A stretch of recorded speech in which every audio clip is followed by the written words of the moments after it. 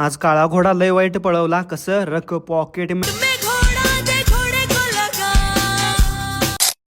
सर्वांना जय बाळू मामा. सकाळपारी घरातली कामावरली ओके मध्ये आणि असं चोकोट मध्ये पांढरा शर्ट घालून लगेच तयार झालो की तवर बिरजू पण आला लगेच मला न्यायला. गाडीवर टांग टाकली हितनं ओके मध्ये निघालो आम्ही लगेच.